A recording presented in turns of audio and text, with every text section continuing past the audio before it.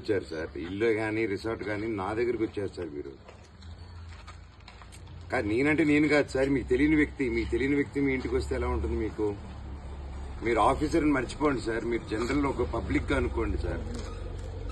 అలా రావడం ఎలా ఉంటుంది చెప్పండి? సడన్ గా మీరు నార్మల్ వ్యక్తి, పోలీసులు సైరన్ వేసుకొని నాకు ఇక్కడ ఫుడ్ పెట్టద్దని చెప్పి ప్రతి రెస్టారెంట్ లో ఫోన్ చేసి చెప్పారు, నాకు ఆశ్రయం ఇవ్వద్దని ప్రతి దానికి ఫోన్ చేసి చెప్పారు. వినండి సార్, ఇప్పుడు అది మీకు తెలియదు, మీకు తెలియకుండానే మనోజ్ ఎక్కడున్నాడో వచ్చేసారు మీరు. అవన్నీ తెలియదు, కానీ మనోజ్ ఎక్కడున్నాడో తెలిసిపోతుంది.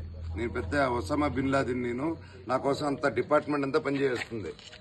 నేనేమైనా పుష్పనా సార్? మీరేమైనా షకావత్ వచ్చి పట్టుకుని వెళ్ళిపోయేదానికి? ఏంది సార్ ఇది? ఎందుకు ఎందుకు నేనేం క్రిమినల్ నా, టెర్రరిస్ట్ నా? ఎందుకు వచ్చారు? అవును సార్,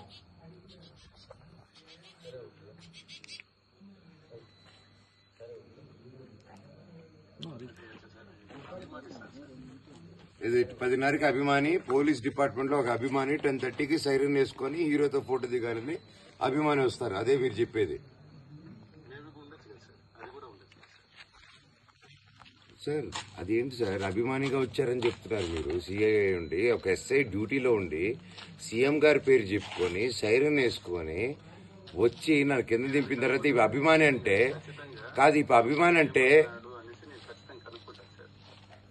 కనుక్కోవడం కాదు సార్, నేను ప్రజెంట్ చేస్తాను అన్ని, మీకు డాక్యుమెంట్స్ అన్ని ప్రజెంట్ చేస్తాను, వీడియోస్.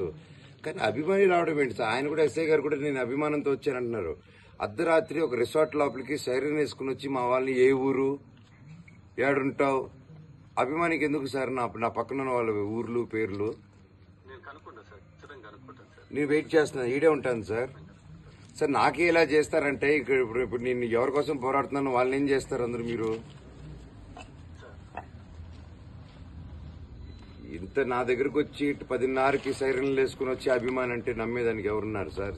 సిఏ గారు కాదు, మీరు చెప్పండి సార్, ఎవరు నమ్ముతారా ఆయన నా అభిమాని అంటే? ఇప్పుడు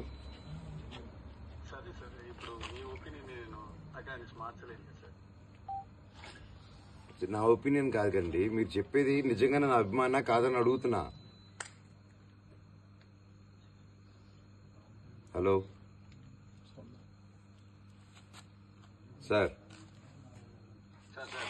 ఆయన నా అభిమానాన్ని అడుగుతున్నా నేను. అభిమానం కోసమే వచ్చాడా, ఇంకేదైనా వేరే ఉద్దేశంతో వచ్చారా ఆయన?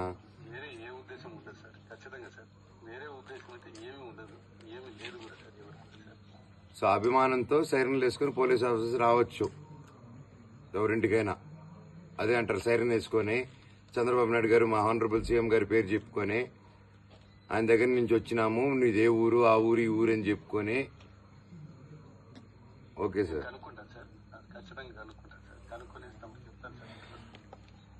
లేదు సార్, అంటే నా ప్రాబ్లం ఏంటంటే నేను వెళ్ళిపోతాను సార్, హ్యాపీగా వెళ్ళి పడుకుంటాను, రేపు హైదరాబాద్ పోతాను, అంతా బాగుంటుంది. కానీ ఇక్కడ నేను సపోర్ట్ చేసే వాళ్ళ పరిస్థితి ఏంటి?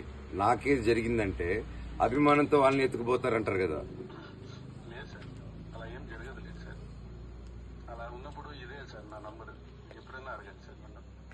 ఓకే సార్, నాకు రిటర్న్ గా ఒకటి ఇచ్చేయండి సార్, వాట్సాప్ మెసేజ్ పెట్టండి. రిటర్న్ ఇలా జరగదు, ఇప్పుడు అభిమానంతో వచ్చారని ఒక వాట్సాప్ మెసేజ్ అయినా పెట్టండి, నాకు బయలుదేరుతాను. ఇప్పుడు అభిమానంతో జరిగింది, అంతకుమించి లేదని చెప్పి పెట్టండి మీరు, నేను వెళ్తాను అప్పుడు. ఈ నెంబర్కి పెట్టండి సార్. Thank you. వచ్చినంత మాట్లాడిన నన్ను ఎందుకు వచ్చి డిస్టర్బ్ చేశారు? ఒక్క మాట చెప్తే వెళ్ళిపోతాను సార్. అంతే, నేను అడిగేది 2 నిమిషాలు మా వాళ్ళ దగ్గరకు వచ్చి సీఎం గారి పేరు ఎందుకు తీశారు అండ్ నన్ను ఎందుకు డిస్టర్బ్ చేశారని 2 విషయాలు చెప్తే నేను ఇక్కడి నుంచి వెళ్ళిపోతాను సార్. ఆనరబుల్ సీఎం గారి పేరు తీసి ఇలా చేయడం కరెక్ట్ కాదు సార్. నా రిక్వెస్ట్ ఒకటే, వచ్చి ఎందుకు ఆయన పెద్ద ఆయన పేరు ఎందుకు తీశారు, నన్ను ఎందుకు, మా వాళ్ళని ఎందుకు బెదిరించారు అని అడిగారు. అదొక్కటే నాకు చెప్పేమనండి. ఎవరైనా కంప్లైంట్ పెట్టారా, మేమైనా తప్పు చేసినామా, ఎందుకు వచ్చారు? ఇన్ని సంవత్సరాలు లేదు, 93 నుంచి ఉన్నాను తిరుపతిలో, నేను పుట్టి పెరిగింది ఈడ. మళ్ళీ 93 నుంచి క్యాంపస్ పెట్టినాము. ఇన్ని సంవత్సరాలు ఏ పోలీసు నా గురించి రాలేదు చెకింగ్కి, ఎవరు రాలేదు. ఈరోజు ఎందుకు కొత్తగా ఇంత స్పెషల్ ట్రీట్మెంట్? నేను యాడుంటాడా? నేను ఎప్పుడైనా ట్రబుల్ చేసినానా? 10 మంది నవ్వులు ఇవ్వడం తప్ప ఇంకేమైనా చేసినానా మీకు? మరి ఎందుకు ఇది ఎందుకు నేను నా దీంట్లో ఉన్నప్పుడు ఎందుకు మీరు నాకు వచ్చిన నాకు జస్ట్ స్టేషన్ లో అఫీషియల్ గా ఒక మాట చెప్తే వెళ్ళిపోతాను సార్ నేను.